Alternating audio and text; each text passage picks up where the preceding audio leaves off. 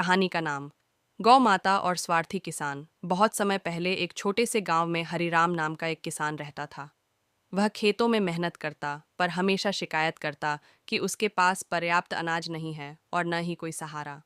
उसके पास एक ही बूढ़ी गाय थी जिसे वह गौ माता कहता था। वह गाय कई सालों से हरिराम के घर में थी और पहले दूध देती थी, पर अब बूढ़ी हो चुकी थी और दूध देना बंद कर चुकी थी।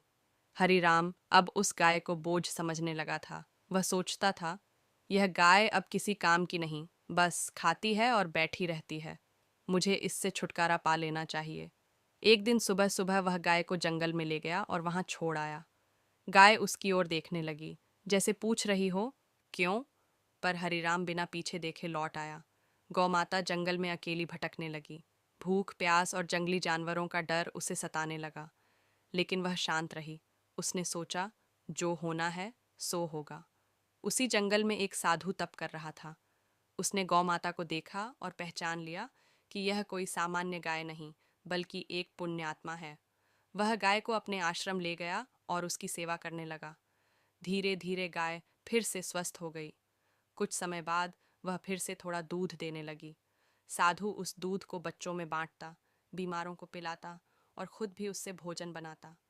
गौ माता का दूध अब आशीर्वाद बन गया था। उधर हरिराम का खेत सूख गया। फसलें बर्बाद हो गईं। उसके बैल बीमार पड़ गए और आय के सारे स्रोत बंद हो गए। वह दुखी होकर गांव के पुजारी के पास गया। पुजारी ने ध्यान लगाकर कहा, तुमने अपनी ही सेवा करने वाली गौ माता को जंगल में छोड़ दिया। उसी का परिणाम है यह सब। हरिराम को अपनी गलती का एहसास हुआ। वह तुरंत जंगल की ओर भागा और साधु के आश्रम पहुंच गया। वहां उसने गौ माता को देखा, जो अब शांतिपूर्वक बैठी थी। हरिराम ने साधु के चरणों में गिरकर माफी मांगी और बोला, मुझे माफ कर दीजिए, मैंने बहुत बड़ा पाप किया है। मेरी सेवा में गौ माता थी और मैंने उन्हें पहचान नहीं पाया। साधु ने मुस्कुराकर कहा, गौ माता को केवल पशु न समझो। वे स्नेह, सेवा और शक्ति का प्रतीक हैं। जिसने इनकी सेवा की, उसके घर लक्ष्मी स्वयं आती हैं।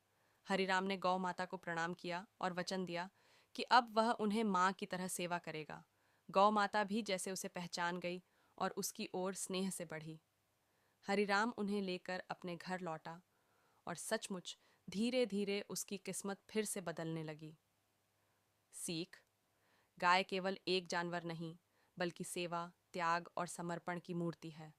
जो उसकी सेवा करता है, उसे ईश्वर की कृपा अवश्य मिलती है।